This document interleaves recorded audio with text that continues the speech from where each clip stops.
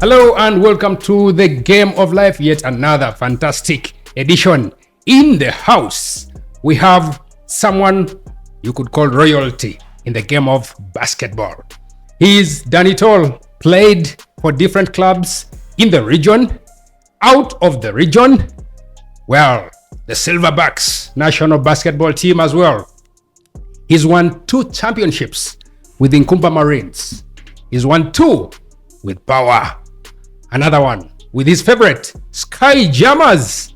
And he has a 6th one. How about you find that out when we are in the show? But he is well known for shooting.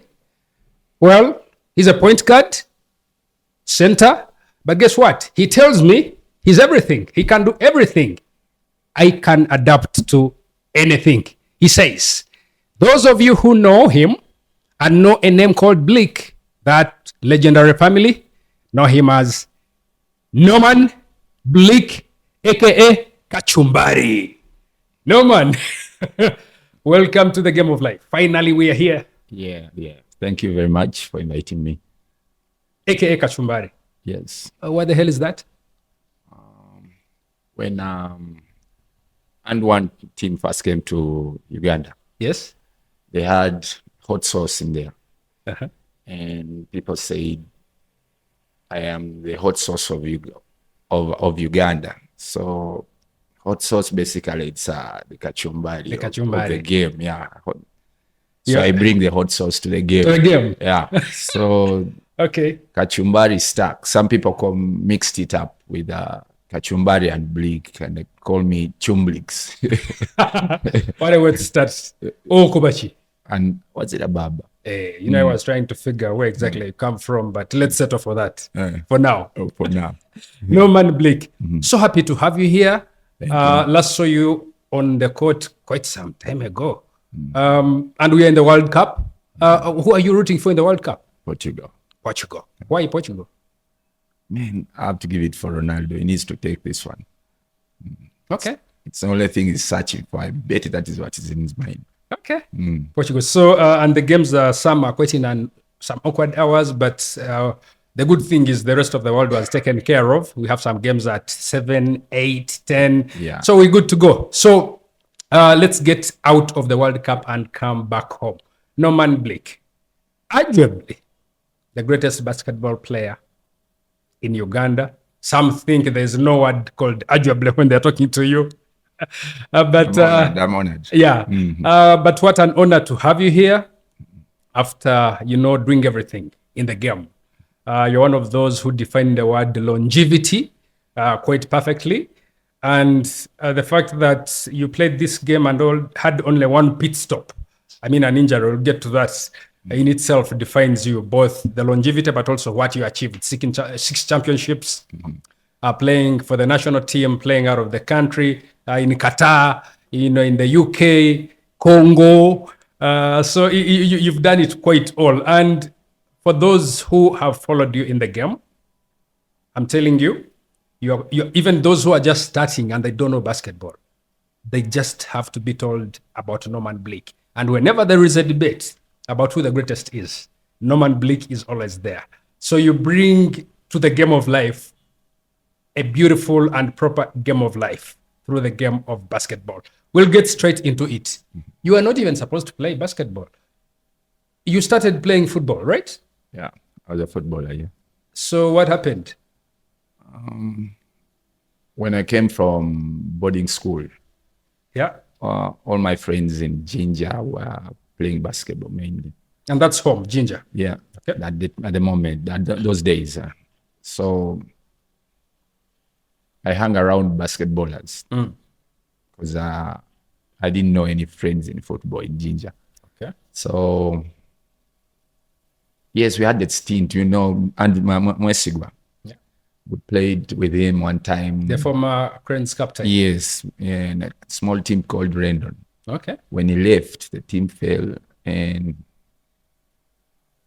so I joined slowly. My friends that used to play at Ginger SS, they used to play basketball, and slowly by slowly, you keep trying out, and I fell in love with the game. Then all of a sudden I got many friends in my school that came from Kampala and used to play basketball.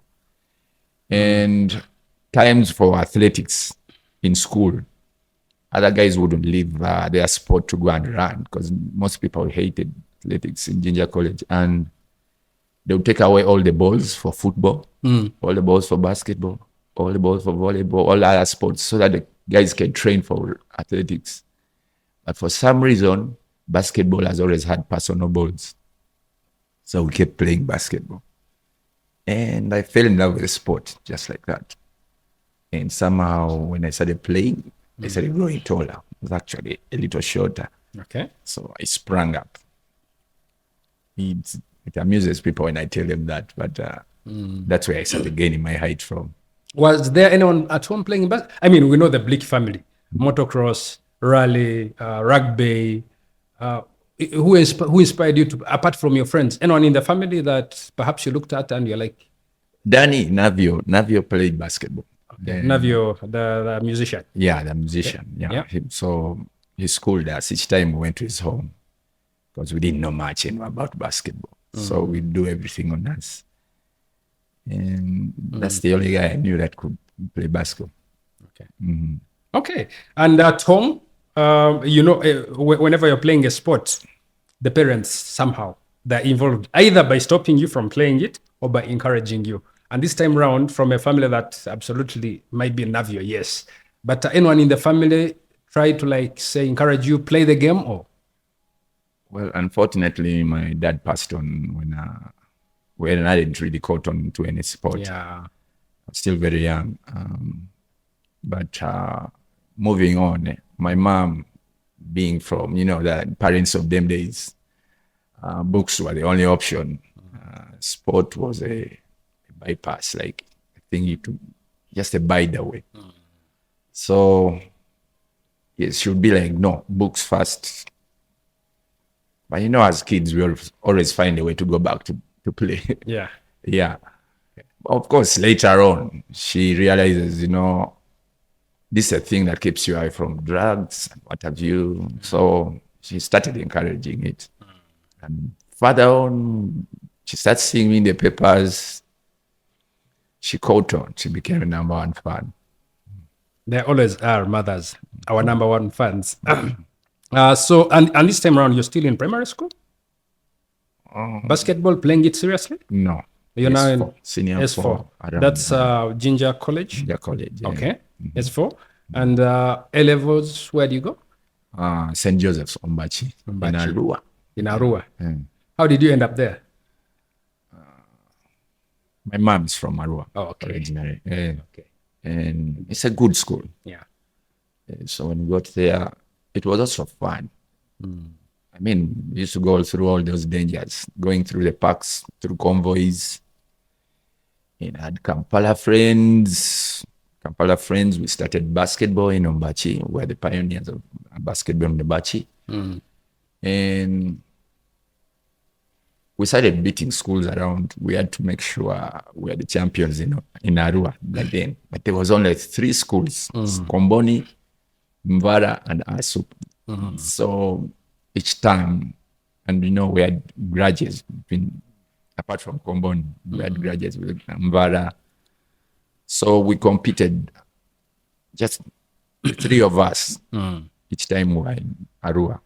And it was fun. So I'm glad to hear sport has actually gone very big in Arua. Yeah. Last time I was there, I saw some courts in town and I was impressed. So whoever is bringing up the game up there is doing a good job. And now this is A-level. You did cross over to Kenya, play basketball and study. How? I mean, you are at Ombachi. How do you end up in Kenya? Okay. Vacation time, we had the Kenyan team, KCITI Wildcats. They come to Jinja and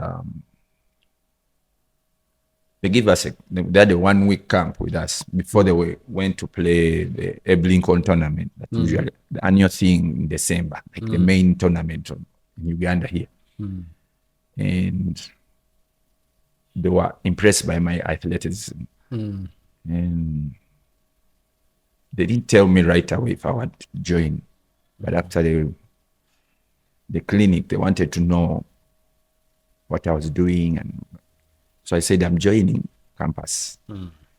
And 1 week into my career, I was in even North Court, and they come to my mom, they say, we want to take him to Nairobi, and eventually we'll take him to the US.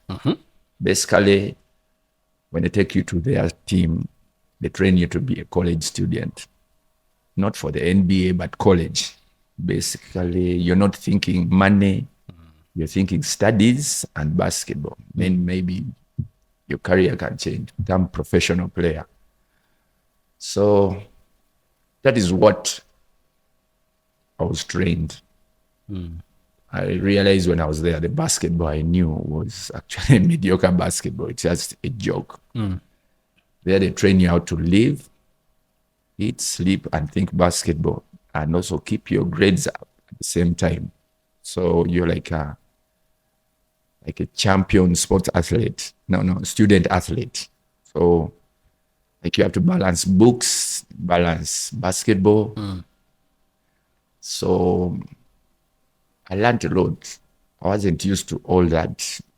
I mean, you have class 7 to 10 you're on court, working out on your personals.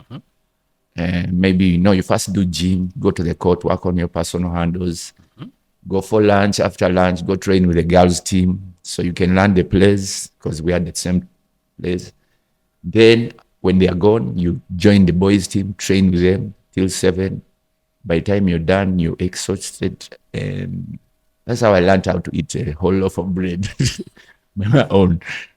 Because by the time you're done, you're really hungry. Okay. So my mentality towards basketball changed. And actually...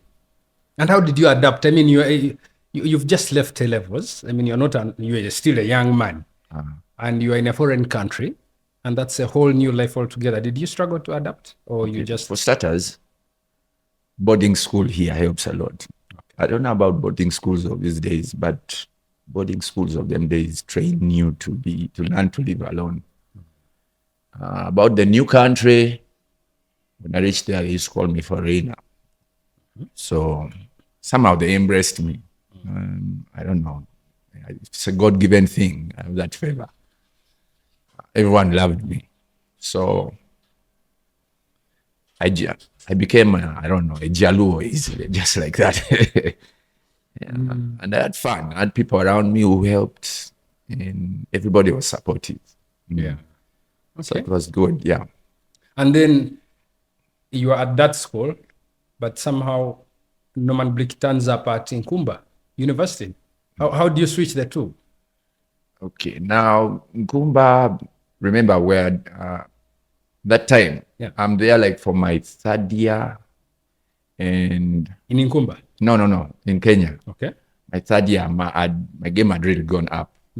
And my boys in Sky Jammers were still playing the league. So them days, they wouldn't stop you from playing in Kenya, and like it is right now. Wait a minute, because you haven't even gone to Sky Jammers yet. No, I'm in Sky Jammers, but I'm in Kenya.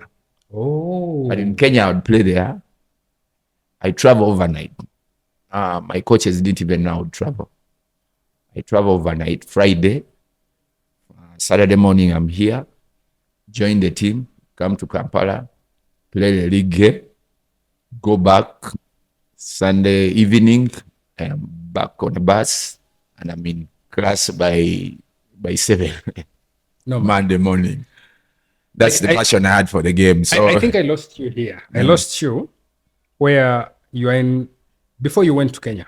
Were you in Sky Jammers already? I mean, I grew up in Jinja. So Sky Jammers was a team of way back. Okay. But now we're the youth of the Sky Jammers. So even when you went, you still had your Sky Jammers, and now you'd come and play. So I'd come from there, come and play for them. And they were playing in the National League. Yes. So let me get this clear. Your team, the KCI team in Nairobi, didn't know you were traveling to Uganda to play. Yeah. And you do that, come play the weekend, then you travel back on Sunday and be in class on Monday. Yeah. Who funded your trips? I found a way of getting money. Get money, but definitely going back, they would pay my So the other people didn't know. They didn't know. Didn't you have an idea that maybe there's a newspaper that could publish a picture of yours that you played in Kampala the weekend? Media them days wasn't as it wasn't. It is right now. But that tells me something. The passion you had for the game, even at that age, was incredible. Mm-hmm. How do you travel by bus? By bus. From Nairobi? Country bus. Was the school in Nairobi? Huh? Is the school like I say? Nairobi. Nairobi. You travel from Nairobi, Busia, by country bus. Kampala. Country bus. Country buses are these local buses. Yes. You played basketball. And then Busia, you get a taxi to Jinja. Jinja, step in with your teammates, come to Kampala. Go back to Jinja. Following day, get a taxi to Busia to Nairobi. Why did you do that? I don't know. I think there's a passion that we had as Sky Jammers. And I did that. Something you should tell me. Let me show these guys what I've learned in Kenya. Show them how my game has improved. At one point, I was like the coach player. I come, I tell guys, do this. Most of the plays that we had, I brought them from Kenya, brought them to the Sky Jammers. And that's how we improved. From a team that used to lose by 30, 40, 50 points, we started losing by 2 points, 3 points, 6. And our third season, when we started... This is late 90s, or early 2000s. Now, our third season, which was 2001, okay, when we started, we played against Power. And we had kind of I'd improved most of my teammates. I was playing against Power, and the first game we're playing, we're neck on neck. And dying seconds, there's a teammate of mine called Sam, has the ball. He has never shot a three, and it's standing at the 3-point line. And the whole crowd is shouting at him. Who is that? Sam Tumuhimbise. Okay. Whole crowd is shouting at him, shoot the ball. And for him, he's looking to pass. It's seconds to go. We are down 2 points. He throws the ball up, and somehow it goes in.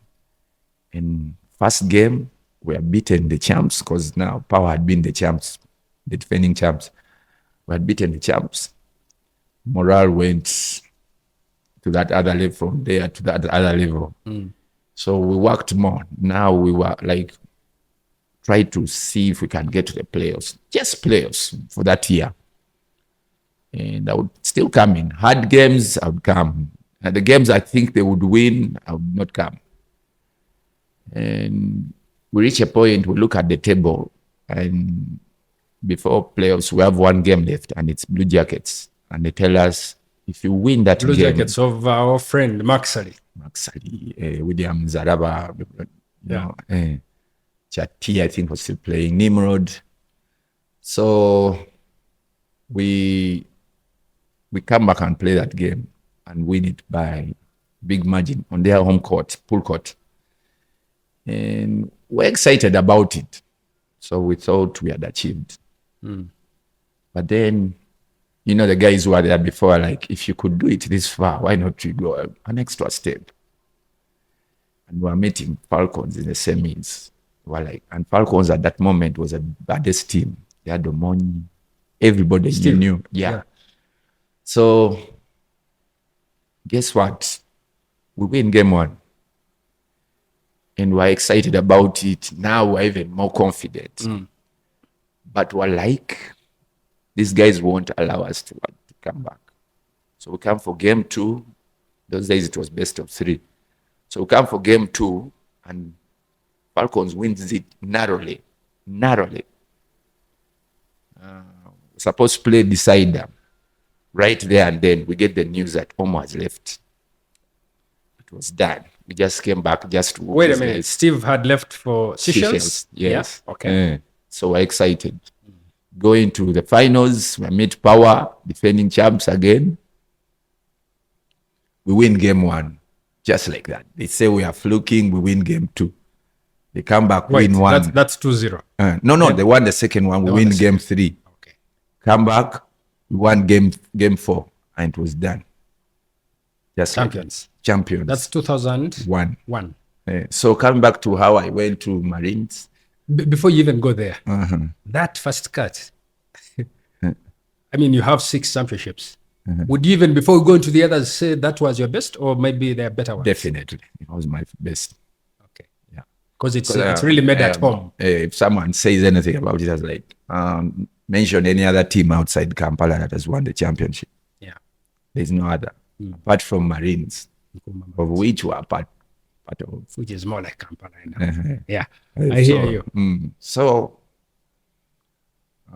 we tried to get sponsorship for Germans. And it was really hard.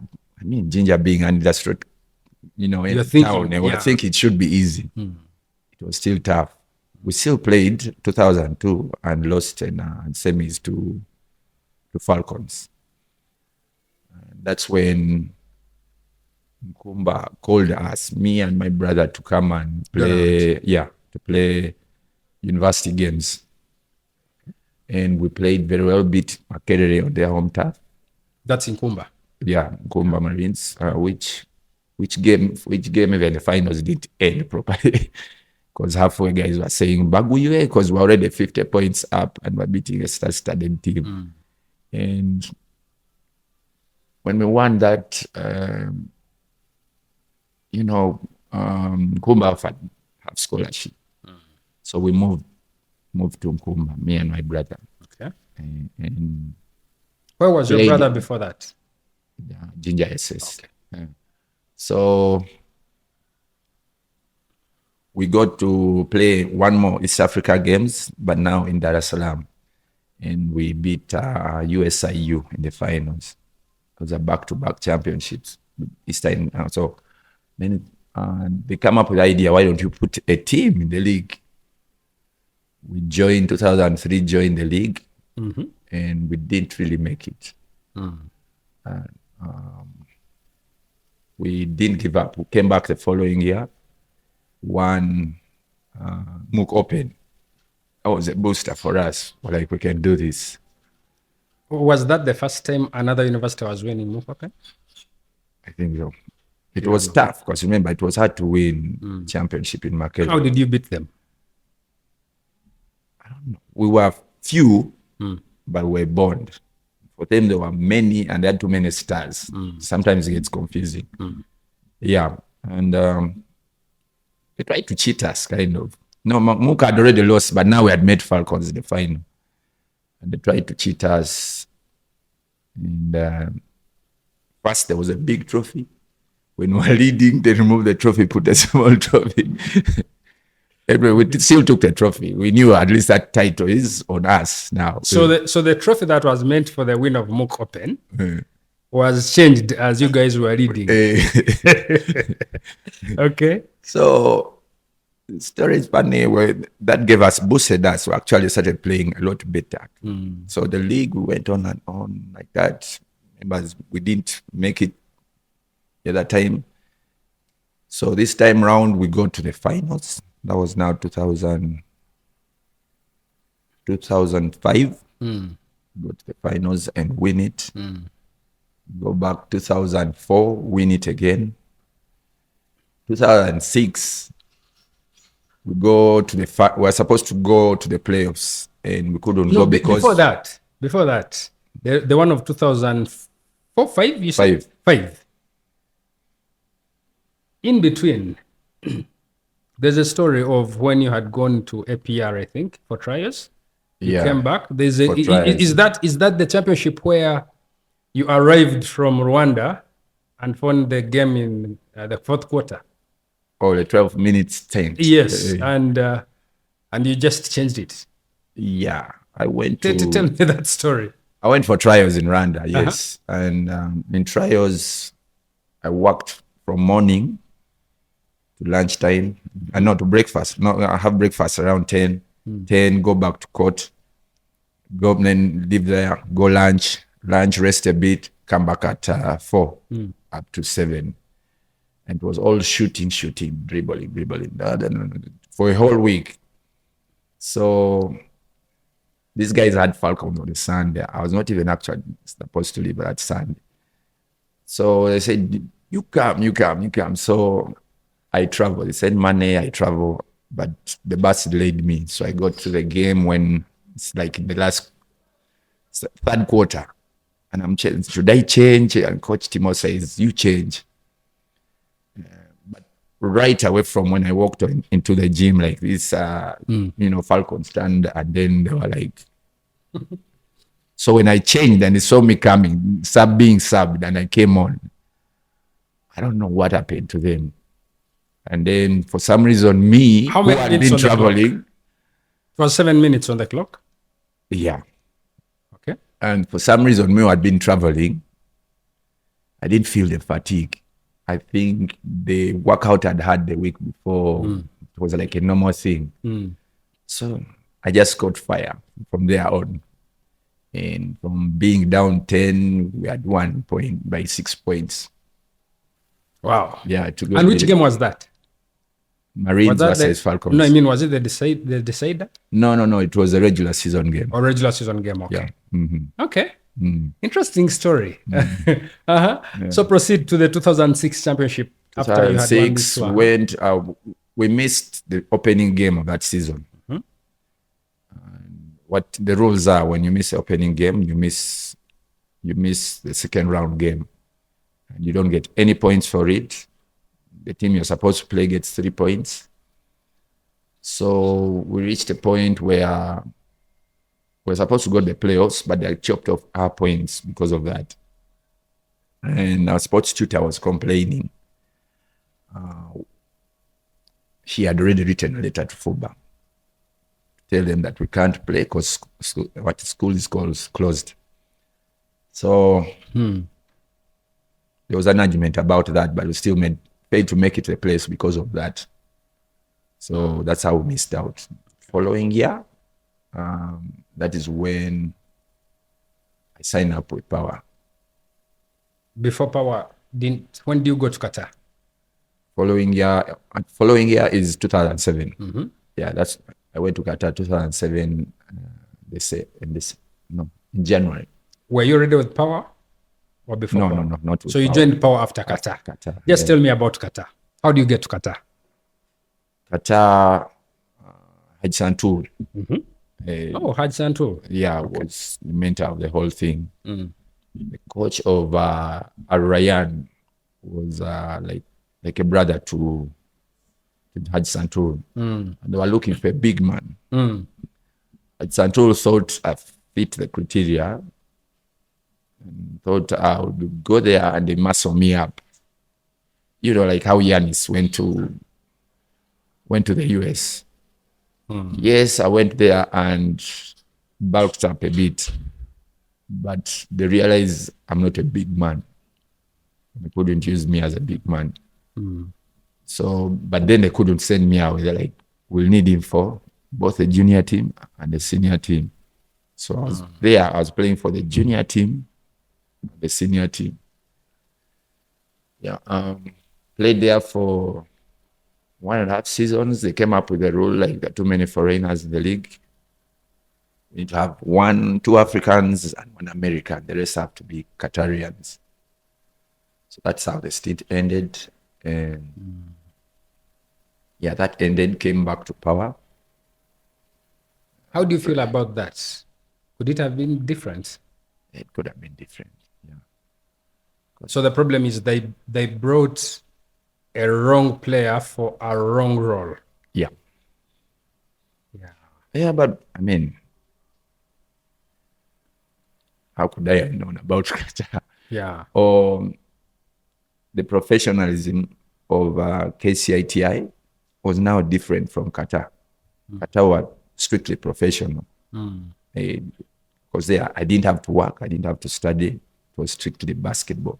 If you are saying today all teammates are going to the gym, you hit the gym. Would you say that was the first time you got a professional paycheck? Yeah. Was it good money? It was good money. Yeah. Not like the other players, but considering where you're coming from. Yeah. Would it remind the the one place where you worked and you got paid well? Would it be?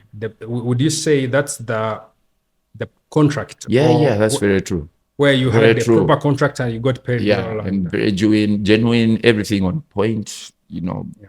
Yeah. I mean, you got everything, shoes, kids, but your money was paid, housing was catered for. You had everything. Okay. So you come back home after that. Were you dejected? How did you feel? I wasn't actually dejected. They genuinely told me what is happening. And I was seeing it with other clubs too. Because I had African friends who are also in other clubs. And that was the second time you're getting a setback in terms of career growth, because when you were in Nairobi, same thing. You were supposed to go to the US, I think. Yes. Tell me a brief about that story. I didn't really fail. I failed to make the points for what the embassy would require in one of the subjects. Okay. And I had to repeat a whole semester. What was the required points in that paper? You had to have 90. 90 and above. Yeah. So on the other papers, I was good. But here, I had some 80 to 80 somewhere. So I had to repeat that. And within the repeat, some people went. And me, within that time, my coach's wife, was called Tony Molding from Abilene, Texas, got sick and he had to go. But still we're in touch. Yeah. When he got there, the wife, unfortunately, got sick and passed away. And the link was kind of broken. So I just had to complete the course and then move back. No, within that's when the connection comes in terms of when I played for my Jammers and then Marines there. I was still in touch. I was still kind of in Kenya. Now playing with Barclays Bank. At the same time playing for the Jammers. Then that offer of Nkumba came up. That's when I moved back to Uganda totally, to Nkumba. But one only wonders what could have been if you had gone, because it's true. Norman, it's very true. Because have you closed your eyes to think about that? Yeah, I do think about it. Yeah. But you know, God has the whole master plan for it. Yeah. Okay, so let's go back to you leave Qatar, come back to Uganda, and then Power take you up. Power take me up, and so I was working at the same time. Who approached you from Power? How did you get to Power? Peter Mwanguhya. Uganda is my first contract. I think I was the first player to be paid in Uganda, followed by Steve Omony. And before you know it, everybody wants to be paid. So, but before you come to Power, there's a Southampton Trail Blazers in between. What was? Yeah, after we win. Oh yes. Yeah, I come back, work for a bit here with Stanbic during the IPO. Okay. Then I go to UK. How do you get to UK? Who is the contact? My sister, of course. Okay. Christine. And so we played there for a while, me and my brother. With Donald? Yeah. Same club, Southampton Trail Blazers? Yeah. Okay. It wasn't as good as... That's which division? First division, second division, third? Second division. Second? Okay. And so we worked there for a while and then moved back. Then we go back to Power. There was an issue of payments? Yeah. With the club? Yeah, because I think that lost sponsors. Specsavers used to sponsor them, and they lost sponsors. And the team was doing badly. And, we moved back and joined Power again. This whole time, I moved now with my brother. He kept saying, "Buy Norman, you get donor free." That's what they used to say. So, buy one, get two. Okay. So, come to Power, win the championship, and then that's your fourth championship. Was the first at Sky Jammers, then two Nkumba Marines, and now Power. So, that's to what? 2, 8, 7? No. 2-9, 2-10. 210. 2-9. Should be around there because in between it was you and the Warriors. Yeah, 2-9. Okay. 2-9. Warriors was 2011. 2012, remember? 2012. Yeah, with their last coming, I think 2013 or 14 before City Oilers took over, around there. But yeah, so you win your first with Power. So we continue to play and around that time your MVP as well, I think 2-8, 2-9. Yeah. Then dates, man. Okay. Then our second championship with Power, there was the problem with the increment of salary and what. And Ambrose took us on. So we went to Warriors. And remember, Warriors are our enemies. So and people wondered how they were not really enemies, rivals, like in the game. You hated, in quotes, Warriors when you were in Power. Yeah, and the Warriors hated Power. Yes. So they take us on. How do you move to the... We go there. That's another thing. I think like I said, we have God's favor upon us. Yeah. Like, they embraced us. What did the people at Power say? I mean, when the move was in the pipeline, they're like, really, Norman? No, that was there, yes. But I reached a point, even they would wonder, like, one time asked me, how do you make it with those guys, yet you used to hate them? You know, you had the song like, when they play Real Warriors and when you Power, you look at the DJ like, what are you playing? Now we reached there and we like the song, actually. Okay. And still loved the Power, pull up, So they were like, how do you make it? Like, if you got to get paid, you have to, somehow suit in somehow. So it was a nice championship in whatever Warriors too. I had fun playing against the Henrys, playing together alongside the Henrys, Okias, Gombia, Jude. Jude, I think, was like the real hated guy, most hated in Power because of his dirty play. He used to handle the championship. They won first at the close of the decade. Oh gosh, Jude, Kaseu, Okias. So the Warriors team embraced you so well. Yeah. So we won that championship with them, and it was Dula in that team? No, you didn't play with Dula. He had now gone. He had gone to Falcon. No, he had gone to Falcons. Yes. Okay. Yeah, because we beat them in the finals. Steve Dula.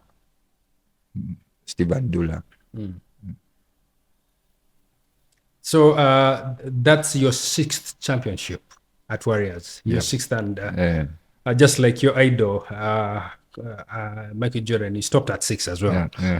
So after Warriors, at this time round, you look at the plans of playing the game, you're thinking, what more should I do? Where do I go? Do you still have the fire in you? Do you still have the energy, the zeal to continue playing the game after Warriors? Oh, yes. Because actually things were getting tight. So I got a job as a teller in a bank. And one day I'm serving one of my customers, my clients, and the person in line is a manager of KIU, Mr. Nasa. And so he's saying, how much are they paying you here? Don't you come back and play? And I'll, kind of top up on what they're paying you here. I was like, the stress of adding up numbers here and counting people's money. I gotta go do this. So I joined. It's what you love. So I joined KIU. We had some good times in KIU. We just didn't really make it to the final. We would get there and somehow lose. Get there, somehow lose. For 2 years there. Then I left, came to KCCA. Now it was just playing to survive. And I don't know. With time, I'm looking. Maybe I know you might ask. Those challenges do come. Right?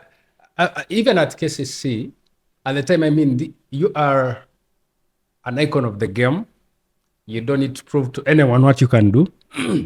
But you come to KCC and for some reason you're not getting the minutes. We had a good team. Yeah. I don't want to blame anybody, but I think it was technical. Our coach was Barnes at the time. Tried to be too technical, and who was the coach there? Barnes, yes, Nkumba, yeah. Tried to be too technical, and he could not read what he has on his plate. I mean, there was Jeff Omony, very experienced. There was me. There were two big guys from Congo, very good rebounders, very good post players. There were two other small guys from Congo. Small guys run and shoot. And there were these guys who came off the bench. Equal, they were good. And he kind of frustrated players. And then he didn't know how to play his chess properly. And that team would win some obvious games, lose some obvious games. And how long did you spend there? 1 season. 1 season. So, and then you moved where? And then I moved to JKL. JKL, same thing happens. We have a very good team. And then, our coach decides, all you had to do is just gel the team together. Because we had the likes of Lumanyika, Namake, myself. He had everything. And imagine all we did in practice was make a spin move here, do crossovers here to the left hand and lay up. And you're telling an experienced player to do fundamentals of high school. And why do you think he did that? Was it insecurity? Was it ego? Because Norman is not learning the basics. Norman just needs practice. I really don't know. To be honest, I don't know how some people get these coaching jobs. Because clearly when you come to coach, you should read, like, what arsenal do I have, and strategize. We didn't need to do fundamentals. All we had to do is become fit, then gel us together. It was that simple. Then you get to know, who do I replace for who? Yeah, so it got frustrating. At one point, now I'm working at Galaxy, Lubowa. And I had to come practice in Nambole. And I would obviously reach late after work. And I practice less. Though I was fit, I stopped getting playing time. One time we were losing and the crowd is saying, put in Norman. And he kind of mocked me. But I took the challenge. I even had strapped my laces. I took the challenge. But right back to the sender, had a very brilliant game. We actually won because I came in. And that sent a message, but still stuck to the point that I was not training. And that's how that whole JKL thing ended. So I said... Within the season? So I said, I think I'm done with basketball. But by the time I played more with the kids in Galaxy, do you think that you still had it in you to play at the top level competitively if you had the coach who understood you? Yeah, definitely. You go a whole season, a person needs to be of many minutes, and you're not playing at all, or you're playing 2 minutes. It's frustrating. Are you an elite runner, fitness enthusiast, or adventure seeker? Get ready for a run in paradise at the Fort Portal City Marathon on July 18th, 2026. Experience the beauty, culture, and energy of Uganda's tourism city for only 60,000 Ugandan shillings. Register now at www.fortcitymarathon.com or dial *272*7#. Mwije tugende toro for a run in paradise in partnership with the Tourism Ministry, Capital Radio, Rock Telecom, Castle Light, Jeans Club, Kahive, Toro Kingdom, and UBC. We've been talking club basketball, but you have a very big part as well in the national team, the Silverbacks.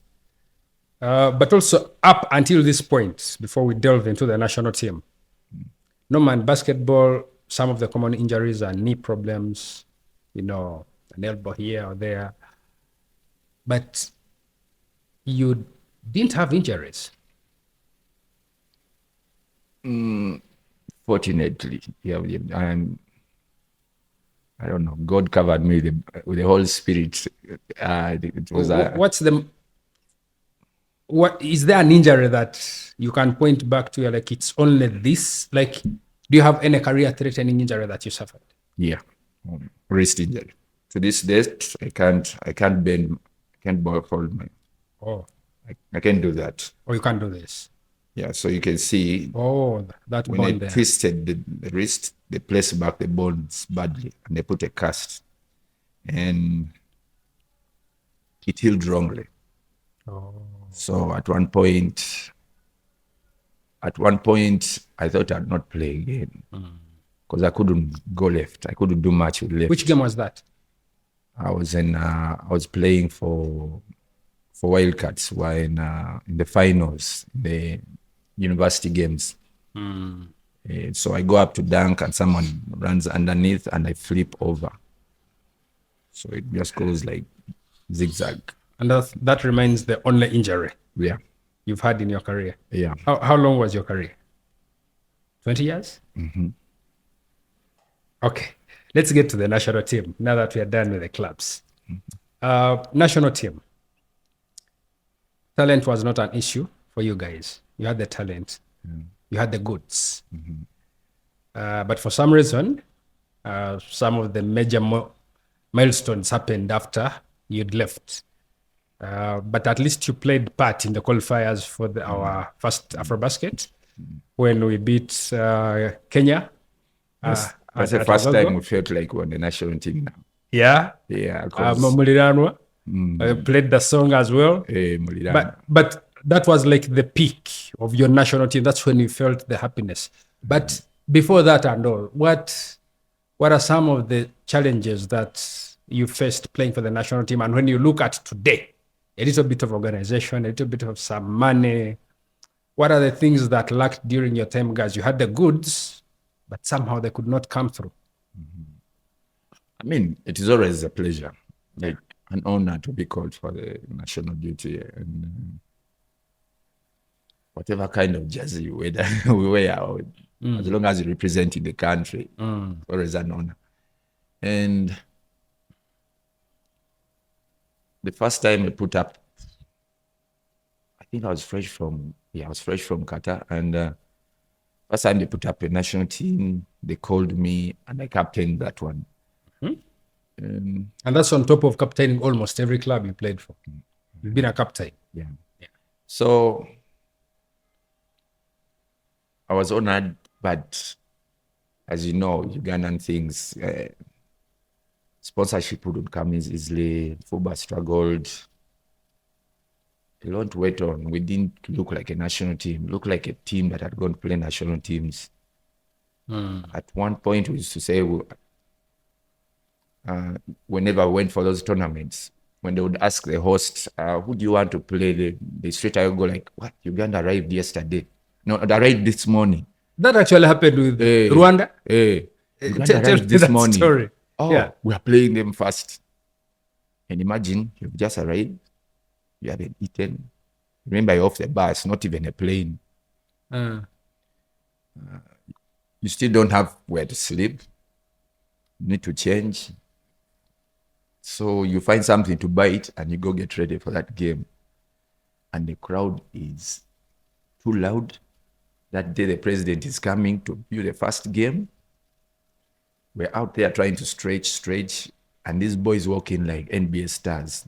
Like a bus rolls up with the lights on. They're all with headphones and all geared up in Adidas, like national colors.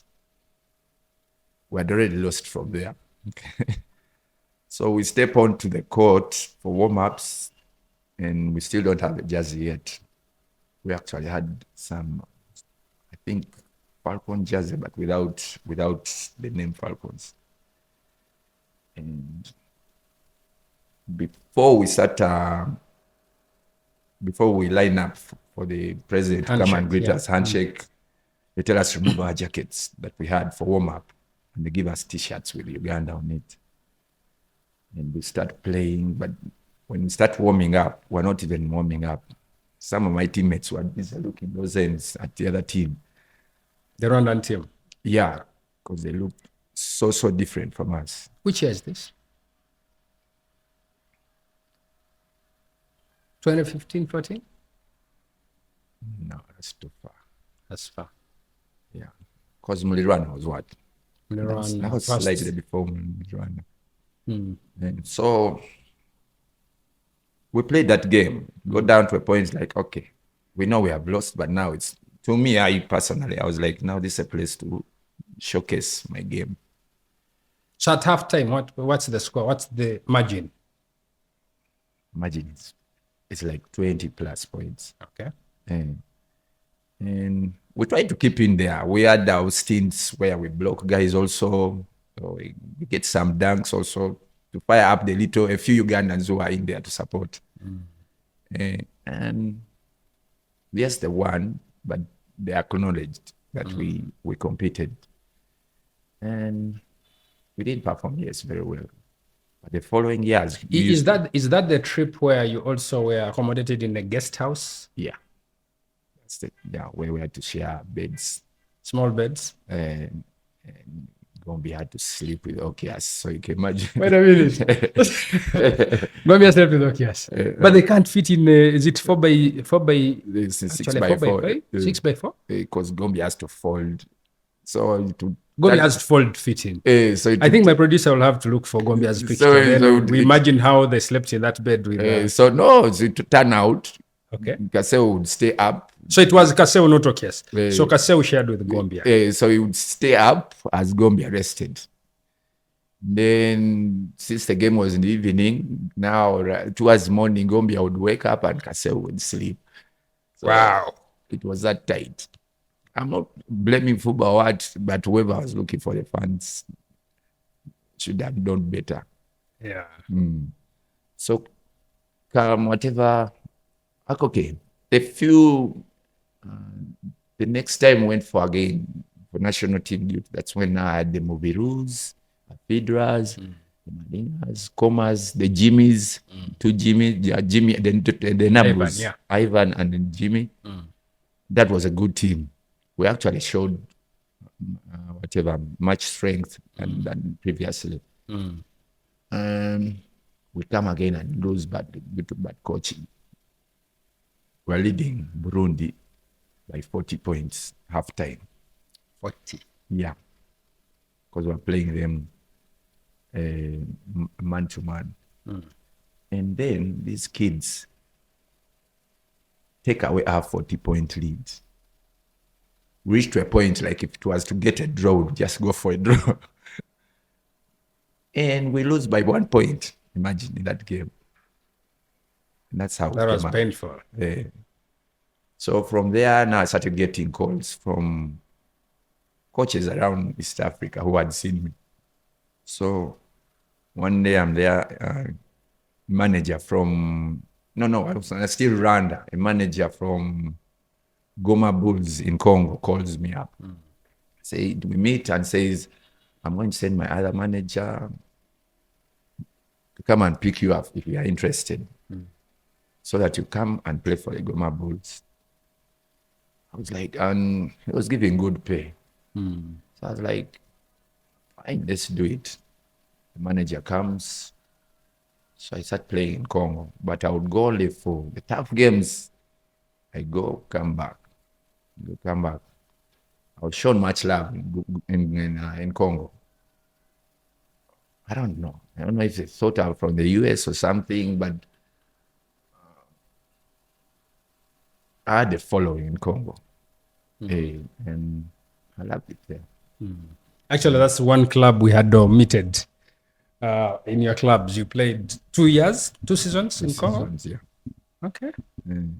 Yeah, so then the national team, how does it end for you? Yeah, Santur comes in now, Haj Santur. And he has better knowledge of how to manage clubs or teams, and he takes over the national team. And straight away from the word go, the training alone was different. It was paid for. We had kids to train in. You had no shoe, they would get you a shoe. We ate well, and reach a point. He did a camp where you actually stayed together in a camp for a whole week at Africana. That was a new thing for most of my guys.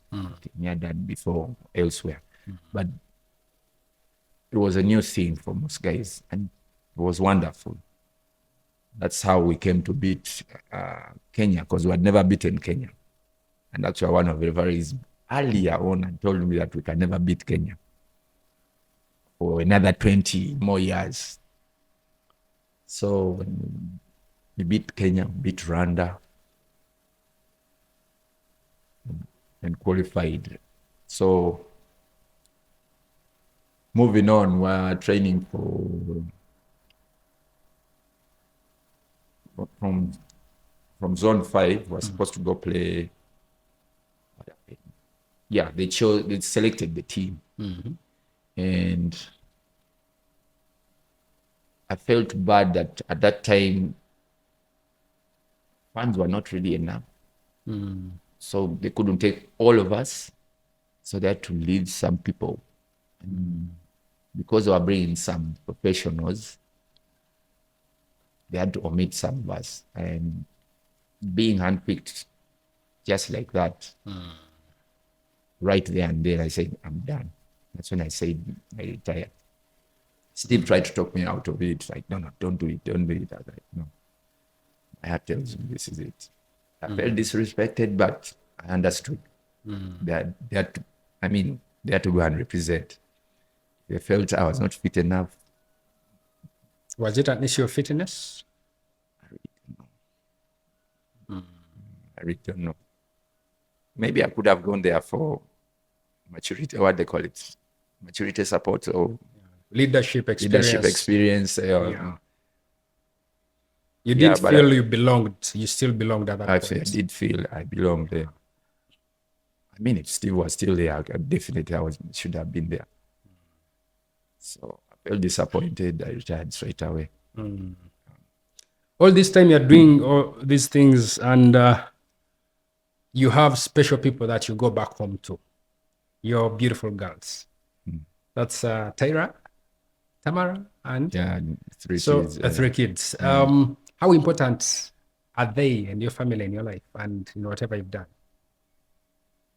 Well, briefly, I wouldn't want to talk about family, but I'll just say they're the love of my life. The girls. And they influence your love for the girls and basketball, or the young ones, or the kids. I do love kids. I do love kids. That is why I started up the academy, actually. So you step away when you're done with the club. Ended also not in the best of circumstances at JKL Dolphins. Then national team, after helping the team qualify for AfroBasket, you're not selected for the tournament. You also say, I'm done. And now what? What next? So this is when I look for a job as a PE stroke basketball coach at Galaxy International. Had my fun there. Kids, and I'm doing what I'm doing. And I'm there. So every after training kids, the adults there would come and play, and I would school them. And one of the owner of Rockets right now was also like my boss in that school. So he's like, I'm forming a team, why don't you play? I was like, nah, I'm past that. Then he's like, I'll double your salary than what you got. And I'm like, what? So I agreed to join. So we start playing, and I was there with Kaseke. Kaseke, Francis Kaseke. Francis, okay. So we're there, we're having a good time, but you know, when mob Sudanese come into the country, they kind of want to show what they know. And we had many of them. So when you're on court, it's like for them, they wanted you to rebound the ball to give them to shoot or something like that. And it got frustrating because you would tell them, do not listen. And I was like, and remember, they were in Div. They were just coming in Div 2. And Div 2 has kids that run around like they were born yesterday. And remember, you play in that heat. And this old man trying to chase around this small guy that runs like a problem. And I'm like, even the referees would laugh and like, Mzee, why are they making you run around? So I was like, you know what? This is not my thing. So I was like, let me let it go. So I let it go again, rest. But then Mr. Mbide and Douglas, funded Douglas. Mbide? Dennis? Dennis, yeah. Okay. Mukasa Mbide. Mukasa Mbide. Yeah, that one. Over, what club is that? Football. Mukasa Mbide. Or football. Villa, yes. Villa. So they've always wanted me and my brother to join Falcons. So they say, come help us, because they were going down to Division 1. They say, come help us. And I really didn't want to go. Because I don't know, for some reason, there's never been a thing for me and Falcons. So, but they were very good friends of mine. So I agreed to go and play. But I reached there and they were, you know, when I join, I'm kind of also principled. Practice is practice. We all have to be there. Not 3 people can show up and the rest don't show up. Then game time, everyone is there and want to play. That was already a red flag for me. I did one, like 1 or 2 weeks trying to get them together. I realized you reach the game, some people who don't train want to come and be superstars. They're the guys who rush to the table to collect and see how many dice score.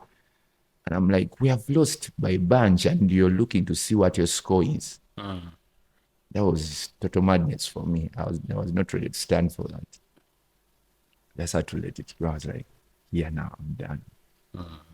So all I played these days was a basketball. Fellow was who understand that you're old, you don't have knees anymore. Let's just do this. That is easy. Yeah, that's it.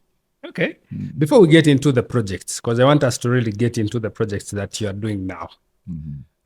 There was a point in your playing career when you didn't have some of the best moments, especially at Power. When Power would play, but still would have as much fun off the court. And there was a problem, you know, of having fun, if you get what I mean. And that did affect you in your life in somehow. And but you managed, it took you all the way down, but somehow you managed to get back through. I'm interested to know, because there are athletes out there who perhaps have a problem. Maybe they've had too much fun, they've partied, they've drunk here or there, and it gets to them. It affects their life, it affects their game, and affects other spheres of life. Others go down with it, others come back from it. So my interest is in an athlete who might be struggling or has faced a problem like that. What would you tell them that you, Norman, yeah, I experienced this, it was part of my life. I faced it, experienced, I embraced whatever happens, and I came out of it. One would love to know, a superstar that is Norman, how did he, because the limelight is on you, whatever happens, media will capture it. How do you get yourself, how did you pick yourself up from that low spell of your life after almost everyone seemed to have given up on you, the club you've left, you know, but somehow you picked yourself up and now you are here going into the projects that we shall talk about. How do you, as a star, go down because of some things that happen to you, and then you pick yourself up, and especially mentally? Because normally when you're down, even you get mental depression. So who do you talk to, and how do you pick yourself up? Well, for starters, I would blame power. That was our thing. We celebrated each game, and our celebration went too far also, so you kind of get caught up in it. And that was our trademark. Unfortunately, it was not a good thing to show the kids, okay, the people that are coming up. And somehow we built our brand like that as party animals. So, but me personally, I mean, even the biggest superstars you might know, Wayne Rooney also had a problem in the bottom. Yeah. And Michael Jordan had a gambling problem. Yeah. So Michael Jordan, imagine, my role model, had a gambling problem. Yeah. But he still stayed up there. So it's up to oneself to get a sense of purpose. And first of all, kids. Once I say them with academy, let me stick with the kids. It takes your time away from many things. Then you need some mentors. They may not be professional. My sister has been there for me. Church is good. So did you use church to help you get out of it? Yeah, I used to talk to a pastor always when you had problems. And, they would guide you. So it helps. You kind of bounce back slowly. Yeah, but... And mentally, when you are down there in your dark place and you're seeing what's happening and you're like, maybe it could have been different. Mentally, when you're alone, it brings you down. Like, who do you speak to in those moments? Who did you speak to? That's when I told you, speak to a pastor. Yeah. My sister was there for me. Basically, family is ever there for me. Yeah. If you have someone you think believes in you. And you look back also, you see your kids. So you find a sense of purpose. You move on. Somehow you find a way of getting back on rails. So since then, what has been your sense of purpose? The one that has made you change course and say, hey, look, I'm a responsible person. I'm a role model. Right now, what's that purpose that's making you wake up every day, look forward to tomorrow, and look forward to doing the things that you want to do? What's that sense of purpose? Can you say, maybe it's the kids, maybe it's the game, maybe it's what I want to achieve, something that you sleep and you dream of, you open your eyes, you're like, I'm going for it? Well, it's majorly it's the game. Yeah. I'm thinking I should not leave it to myself. And I should give it back, or in other words, let it live on. And it has to start with the kids. So that's why I'm majorly concentrating on the kids. So right now, what's your day like, Norman? Norman, 6-time champion in Uganda, 5-time MVP, played to the top with the national team. So today, when Norman wakes up, what's his day like? Well, I plan for what I'm going to train. I have a couple of schools I visit. And so you have to know your program. I usually write down what I want to do that day. But it happens, you reach school and, the kids are in a certain mode and you quickly have to adjust so that we don't lose them. Yeah, so majorly my mind is on those ones. So it takes up all my time. Yeah. Do you know approximately how many kids are you working with now? Well, for starters, I have about 300 in Kisache Primary School. Kisache Primary School, okay. And we work there Friday, Saturday, and Sunday from 4 o'clock to 7 every day. And every of those days, we're still going to work with Ebenezer Classic. in Kachiri, Wednesdays and Tuesdays and Wednesdays. And these other days, I'm planning to do what the initiative I came up with. If you've heard of it, strong bodies, strong minds through basketball.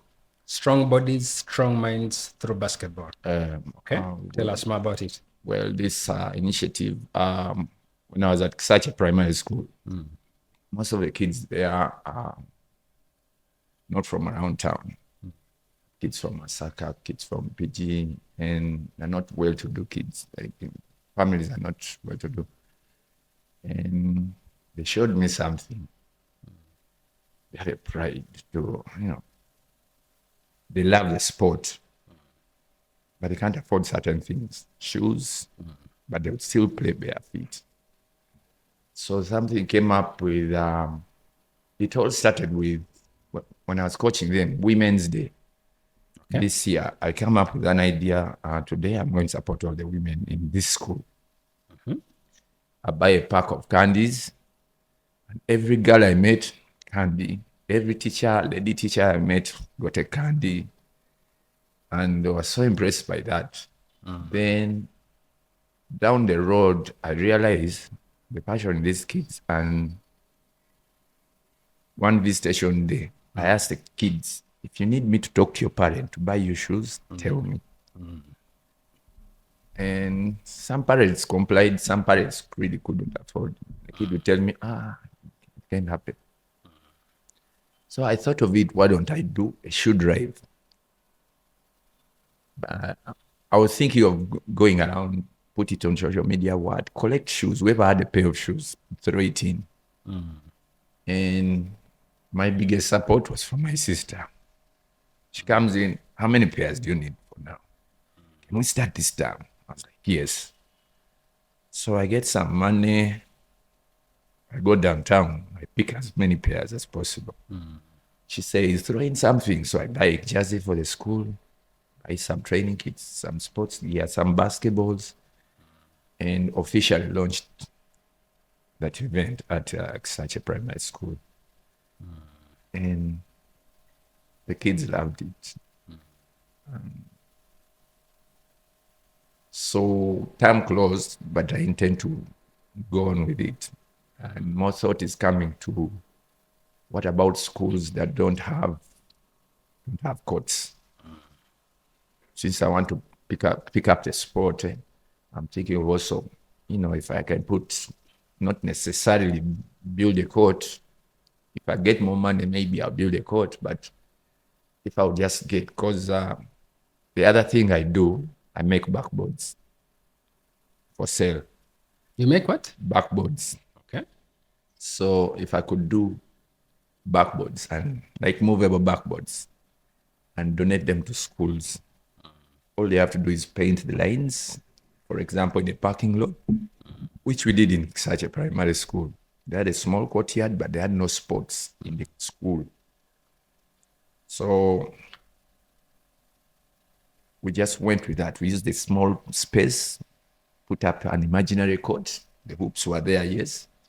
And that's what we use every day.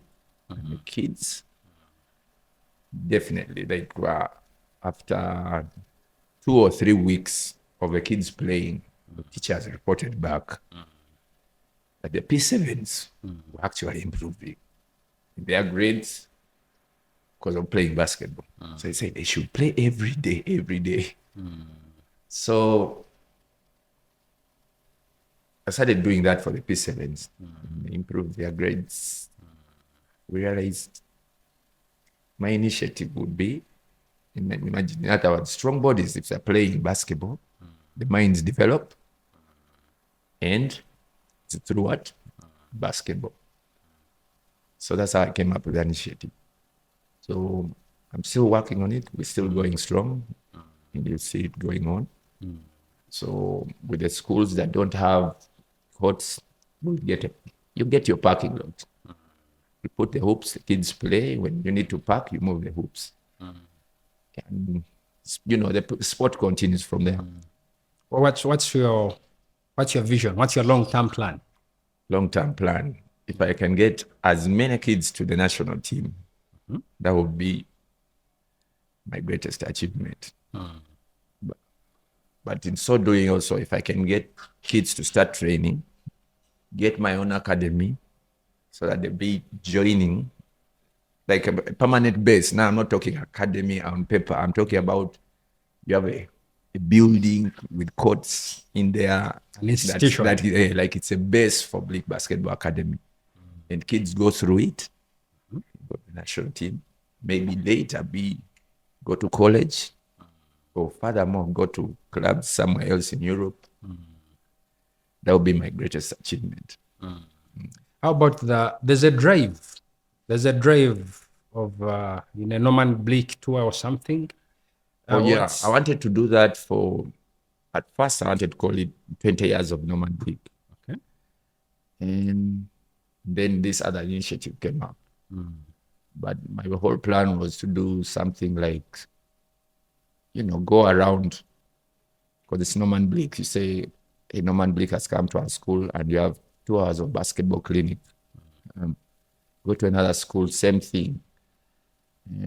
With good sponsorship, maybe get a few kids that excel in that whole tour to get sponsored by, maybe pay school fees for them, and as long as they stay playing basketball. Yes. Okay.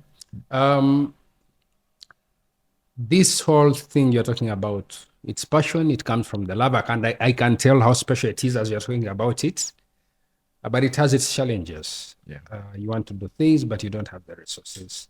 If you had to speak to Ugandan potential sponsors, corporate entities, perhaps even government, but mainly corporate entities, if I had a company that had money to sponsor, I would love to ride on your brand, on what you did with your career and the national team. I can imagine, for example, a Norman Blick airborne with a ball, with an image of the kids below, and perhaps you're giving them a hand, like a future something, like the Air Jordan, but we are talking Blick now. And perhaps you're sipping on a Mirinda or, on something. That in itself, and you're doing these tours, and make it a bit, because for me, how dear it is to me for an athlete to remain as impactful as they were when playing, to remain relevant, to remain, important. It's not just what they win, the medals, all that stuff. But after they have served the country, how more can they remain relevant? You're now watching the World Cup, you're seeing former footballers, doing the punditry, they're panelists, they're doing all that stuff, and they have businesses. So I'm thinking, if I'm a sponsor, I want to ride on you. How have you thought of ways of using your brand, the brand that you had, the brand that you bring, and the things that you want to do, approach a sponsor? And I know it's tough, but have you made active steps to that? Well, this first initiative, strong minds, strong bodies, strong minds, through basketball, is I'm doing it on my own so I can show I'm passionate about the game, and also show that I will really need help. And before you approach them, you need to show them put up something that they can see. So they can understand that you really, and then you need to show them the goodness of it. Yes, if you can deliver enough kids out of it that are really good, it would be nice. But ultimately, like I said, if I set up that academy, it will be very nice, like a base for where kids come through and go out. And Norman, the game that you played, the talent that you had and that you have, if you had professional advisors, like the superstars that we know, they've had their lows, they've also had bad things happen to them, but they had good people around them who advised them on finances, who advised them on business, on life skills, even the clubs themselves, mental health and all. And most of these things, majority of the athletes miss them, especially this part of the world. You missed them, I'm sure. Given what you had, the quality, the value that came with your brand, what would have been if you had those around you when you think about it? It's very unfortunate we didn't have that, but it's very fortunate that I'm still around. Yeah. So this is also the part of giving back that I would like to do. You know, those who are just learning need not to go through what the others have gone through. Those who are playing need to know that there is an afterlife after basketball. And those who are in afterlife also need not to commit suicide or take themselves down. They should know there is. You can get a second chance. There's help. And with all the things I wanted to, you know, help out in any kind of way. You know, people like Michael Jordan, okay, superstars. I mean, they're not like us. For example, all the contracts are signed. I usually was just dealing with the manager directly. No proper knowledge. Maybe I was even cheated out of it. No proper knowledge of contracts. And even if somebody signed for me a contract, they'll just bring and say, sign here. You saying go play, wait for the See, all those things, yeah. These kids who are coming up need to know those. The guys who are signing right now need to know those. And even the guys who have played, I mean, the businesses you're going to do, you need to know that you need financial advice or somebody to help you out, basically, to guide you in all those things. So I'm hoping I can find a way to reach everyone else and help out. And use me as an example. And it's important that what you didn't do or what you missed, they get it. Yeah. We were never taught to handle money, even make it, to even earn it. Yeah. And when it happens to you, it leaves as fast as it came. You get excited. Yeah. And superstardomship can so yeah. chew your money quickly. Yeah. Because you want to keep up appearances.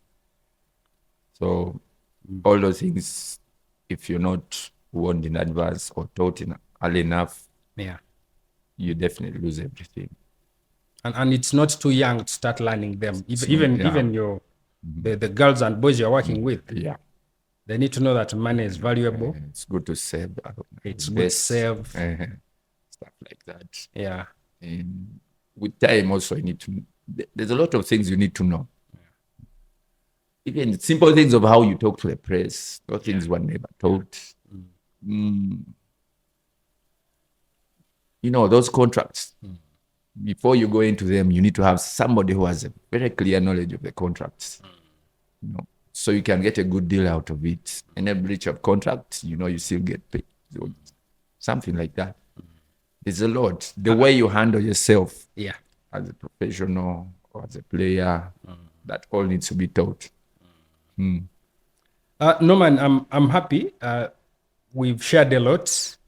I also would love to invite you on the project for athletes, preparing them for a dignified, post-active sport life. Yes. I'm happy you're already on the way you've started.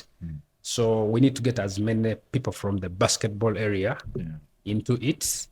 And then we play our part. Because at the end of the day, if you don't do it, who will? Yeah. So I will get back to that shortly. To the viewers of the Game of Life, thank you so much for always following us. Make sure that you support us by subscribing on our YouTube channel and follow us across all social media platforms. Also, this Game of Life show is brought to you in partnership with Sky Wellness Lounge, who give us amazing drinks and refreshments. And this is where we record our podcast as well in Kitintale, just after Kitintale Market. If you are coming from Bugolobi to your right, you'll see the area. You can come and watch your World Cup from there. They also have spa and wellness. You can come and do all that stuff at Sky Wellness Lounge. Also, the people who make sure we sit so well on a beautiful round table and these comfortable seats, the interiors as well. You can also check them out, and they can give you some of the best furniture. We are back into the studio again with our man, the main man, center point guard. He tells me he does everything. He's good at adaptability. That's Norman Blick. Blick, tell me about Donald Blick. Of course, I know Dad was Donald Blick. Then you have a Donald Blick you played with, and he certainly happens to be the number one pick from any team that Norman Blick gets to pick. How special is Donald Blick been in your career and life? I mean, your brother, not your father. Yeah. Yes. Well, he was a good player, and he complimented me a lot. And for some reason, much as he was a good player, at times he forgot how good he was. And it's unfortunate he always fell in my shadow. Yeah, but it should have been talked about a lot. So he fell in my shadow, and let's just say the Blick brothers. But then Blick brothers, and they go on to talk about me, but he was always a good player. And each time I got stuck, for example, let me give you an example. There's a time we're playing Power, and they said, Norman is the only guy organizing them. So let's play box and one. Box and one is where they never allow you to touch the ball so that the other team can't think. Not knowing that I had another weapon. So I just took him to the side and I was like, seriously, let's see who is marking you. Just let us clear out and just keep beating that guy one-on-one without me touching the ball. I can stay with my mind, take him away, you do your thing. And he did that. We kept on winning. Before you know it, they're trying to concentrate on Donald. I am free again. So playing with him was special. We knew each other like the back of our hand. Yeah. Okay. Normally, it's unfair for you to sit here and people don't know what's Norman Blick's best team. What has he played with? And he played with quite a number of people. But I will make it easy for you. Just want you to give us your best five that you have played with. Your best five. Don't put yourself in. It's okay. But your best five. Ordinarily, you are like there, but you're the one making the team now. That's me. I played with or my best five in the country? No, we'll get to the country. Like that's at a national level. So the ones you've played with in the clubs that you've played. But also, because if we went into every club, we are spending the night here. I know. The best you've played with and the best in the country. Now, the best in the country, you can have yourself in. The best you've played with at the club, it's okay. You're already in the team, but I just still want you to make the five. Yeah. So, the ones you've played with in the club. Of course, I'm going to start with Donald. I'll pick Henry Malinga. Okay. I'll pick Oketcho has to be there. Ben, yeah. That's three. I'll bring in...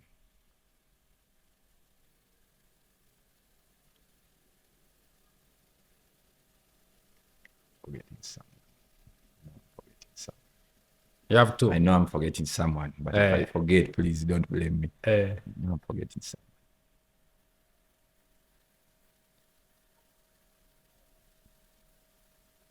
Ken Kaboa. Ken, we didn't have. Oh, you didn't. Oh, we are on the ones you played with. We didn't have a big stint with them. It was small, but I could put Ox. Late Ox. Yes. Yeah. The one who celebrated you when you dunked in Power. No. Late. Oh, yeah. Yes. Let me put Ox there. Yeah. Ox, Okello Boniface. Yeah. Okello, yeah. Boniface. And then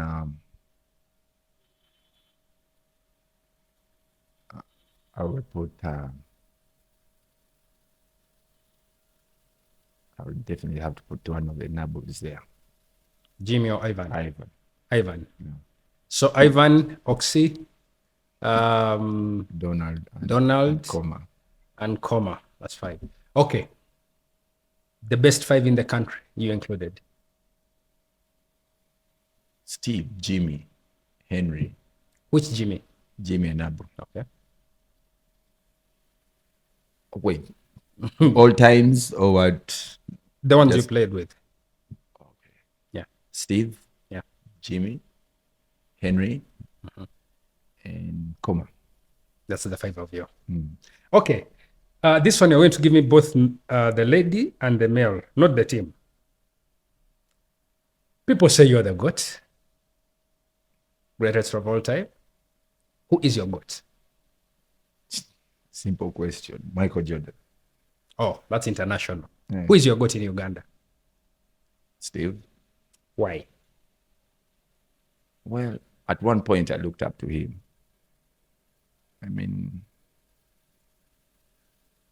when he had started playing with Blue Jackets, he did very many amazing things. And I loved to be like him. At one point I wanted to play with him. And go to Falcons, went even a notch higher. And he played mainly like me. Yeah, because I mean, if he was faced by a small guy, he would post him up. Faced by a big guy, he would take him out and play as a guard. Because time was, they were down and they needed somebody to bring up the team, to take up the challenge. I could see that in him. I could see all that in me as well. Yeah. And he could have won maybe same accolades like me if he had stayed. If he hadn't gone to Seychelles. Yeah. And he was a hard player, basically. Very mature.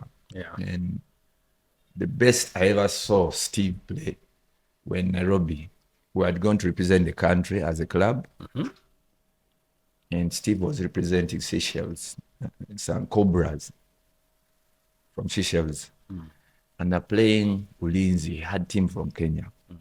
And I told them, if they don't win the game by 40 points, they cannot qualify for the finals. And from the word go, Steve loses it.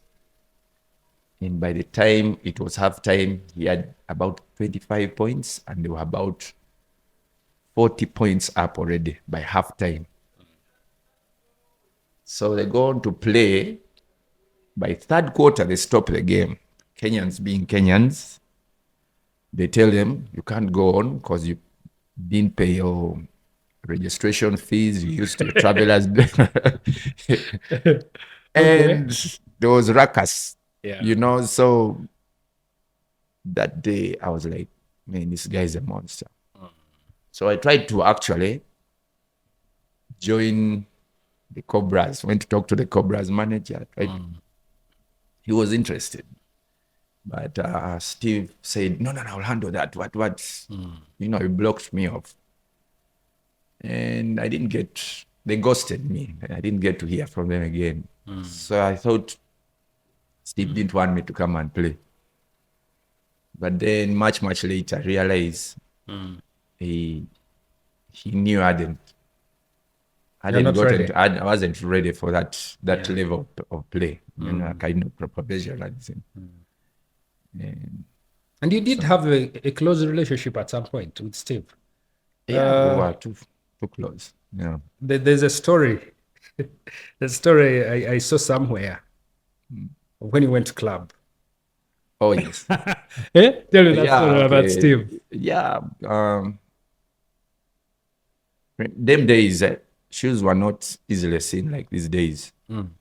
So you could, in Ginger for us, we could get second-hand shoes. Because before they brought them to a winner, the shoes were brought to Ginger first, sorted from there. For us, we could pick with ease. So we always had sneakers as Sky Jammers.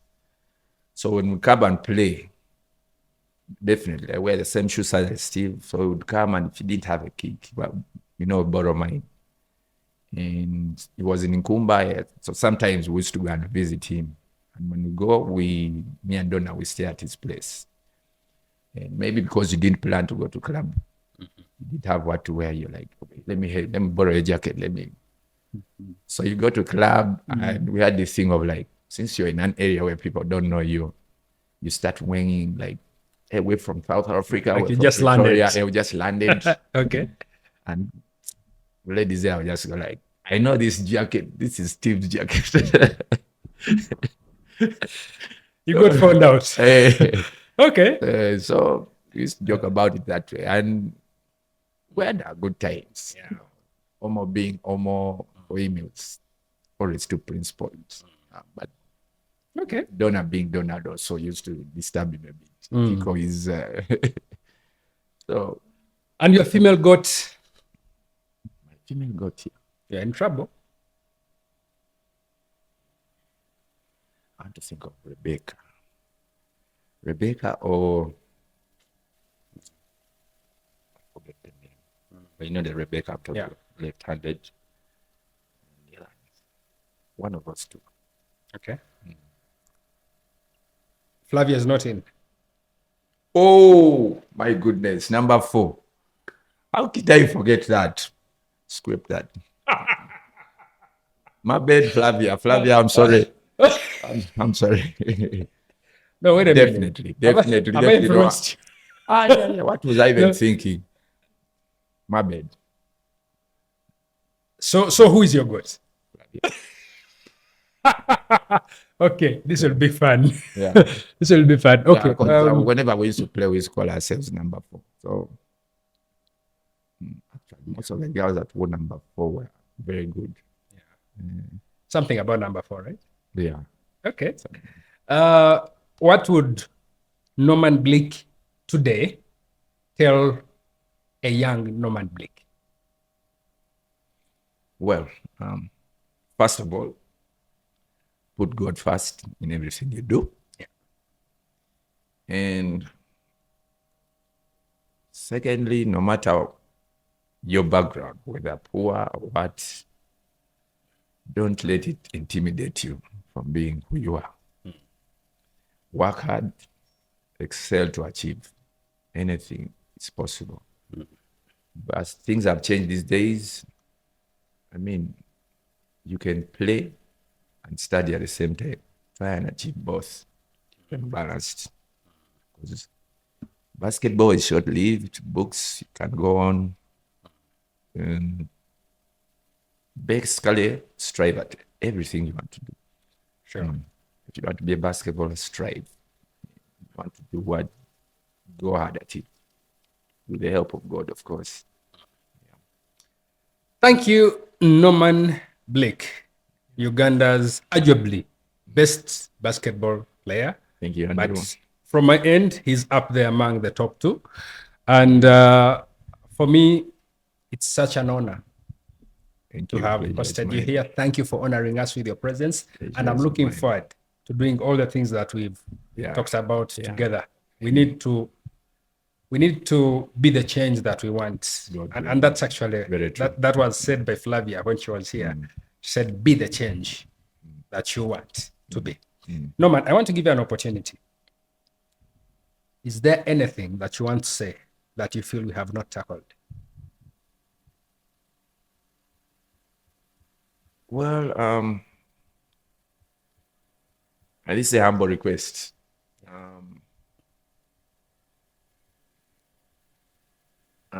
If you look at Rwanda,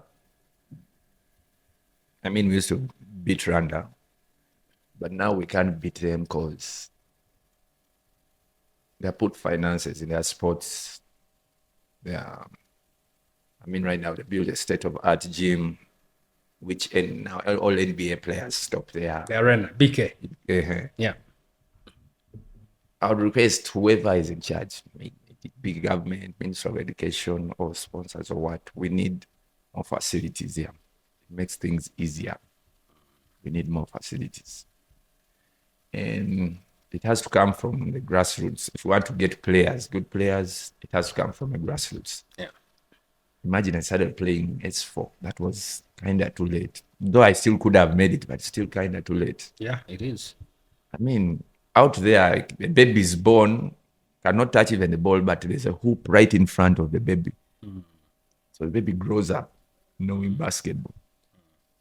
So we don't have to wait for the kid to mature and then you realize, and the kid has discovered the talent on their own. Yeah. And then you have to bend him to such a way. Let's nurture them from the word go. And all this will be of the help if there are facilities. And it's help to all those academies that are trying to nurture these kids. Secondly, parents, it is not bad for these kids to come out and play. Let you know, there are scholarships. A kid can study for free after, from whatever age, as long as he has a talent. It can help you with the school fees. And in near future, you never know where you might end up. Before you know it, that bring the bread back to you as early as possible, more than you imagine. Okay? So let's work together. Sports can put this country on international scene. Yeah. Thank you so much. And for the parents, schools, potential sponsors, you have the legend himself, Norman Blick here. You can get in touch with him if you need help and you want to play the game, or if you want support. You can also get in touch with him through me. I'll make sure the message is delivered. And to you, the viewer of the Game of Life, you make us who we are. You support us when you subscribe to us, because that allows us to get more guests, more stories, and we make sure our athletes' stories are told authentically, because we want to document their careers, their ups and downs, because they so much deserve it. And that's why today I've had an opportunity to play the Game of Life with my man, Norman Blick. Thank you so much for making it. And all I have to say is keep playing the Game of Life.